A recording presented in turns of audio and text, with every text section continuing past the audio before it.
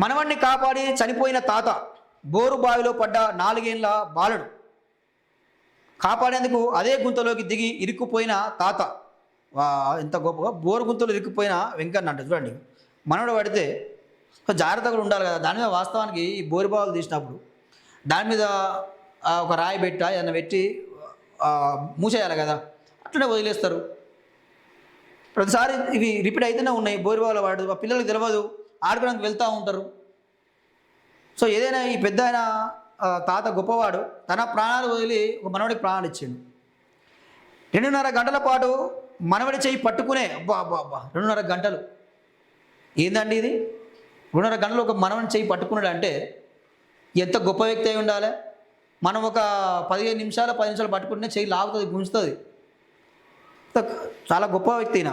Rescue operation చేసి ఇద్దరిని బయటకు తీసిన పోలీసులు. ఊపిరాడగా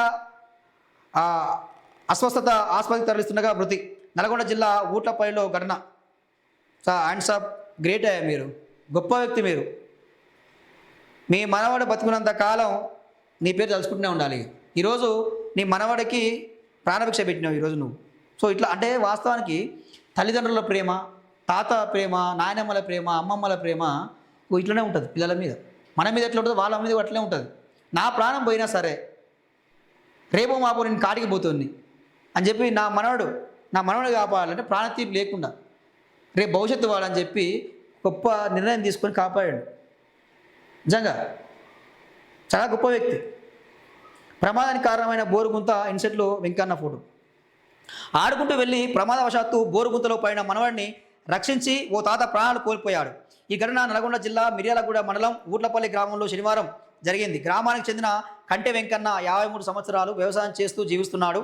వేసవి సెలవులు కావడంతో నిడమనూరు మండలం నారమ్మగూడెం గ్రామంలో ఉంటున్న వెంకన్న కూతురు శ్రావణి, పిల్లలు హేమాంష్ 4 సంవత్సరాలు, లోహిత 6 సంవత్సరాలు ఇటీవల ఊట్లపల్లిలోని తాత ఇంటికి వచ్చారు. శనివారం ఉదయం సుమారు 11 గంటల టైంలో వెంకన్న హేమాంష్ లోహితాను తీసుకొని తన వ్యవసాయ పొలం వద్దకు వెళ్ళాడు. వెంకన్న మామిడి చెట్లకు నీళ్లు పడుతుండగా లోహిత సెల్ ఫోన్లో ఆడుకుంటుంది. హిమాంష్ అక్కడే ఆడుకుంటూ పక్కనే ఉన్న బోరుగుంత వద్దకు వెళ్ళి అందులోకి తొంగి చూసి, సో ఇక్కడ పిల్లలు ఎట్లుంటారంటే ఏముంది ఏంది ఇక్కడ అని చెప్పి తొంగి చూస్తారు. సో తొంగి చూడడం వల్ల ఏంది, అందులో పడిపోయినాడు. వెంబడే ఆ తాత చూసి గమనించి ఆయన కాపాడాడు. సో వాస్తవానికి చాలామంది ఇప్పుడు తాత విలేజ్కి వెళ్తూ ఉంటారు వేసవిలో అయిపోయిన తర్వాత. కాబట్టి కొంచెం జాగ్రత్తగా ఉండండి, పిల్లల్ని కంటికి రేపు కాపాడుకోరు. ఎట్లుంటారంటే ఈరోజు ఏమైపోయారంటే తల్లిదండ్రులు, వాస్తవానికి కూడా తల్లిదండ్రులు ఏమైపోయారంటే పిల్లల్ని వదిలేసి ఫోన్లు చూసుకుంటే బిజీ అవుతున్నారు. వాస్తవం ఇది, నేను చెప్తుంది వాస్తవం ఇది. మీరు గమనించుకోవాలి. ఈ రీల్స్ పిచ్చులు, ఈ ఫోన్లు బంద్ చేయాలి. పిల్లలు ఏం చేస్తున్నారు ఏందని కంటికి రేపులా కాపాడుకోవాలి, చూసుకోవాలి. ఎటు పోతున్నారు, ఎటు తిరుగుతున్నారు, ఏమవుతుందో తెలియని పరిస్థితి. రోడ్డు మీద పోతే బండ్లు వస్తాయి. సో ఇవన్నీ గమనించుకోవాలని చెప్పి కోరడం జరుగుతూ ఉంది, రిక్వెస్ట్ చేయడం జరుగుతూ ఉంది. కొంచెమని ఆలోచన చేసుకోవాలి పిల్లల్ని. ఎందుకంటే మనం ఈరోజు ఈ స్థాయిలో ఉన్నామంటే మన తల్లిదండ్రులు కూడా మన కంటికి రెప్పగా కాపాడుకుంటేనే రోగం వచ్చినా నొప్పి వచ్చినా మళ్ళీ కాపాడుకుంటేనే మనం ఈరోజు ఈ స్థాయిలో ఉన్నాం. సో మనం కూడా మన పిల్లల్ని అట్లనే కాపాడుకోవాలి. ఈ రీల్స్ చేయడం, ఈ ఫోన్లు చూడడం బంద్ చేసుకొని పిల్లల్ని కాపాడుకోవాలి.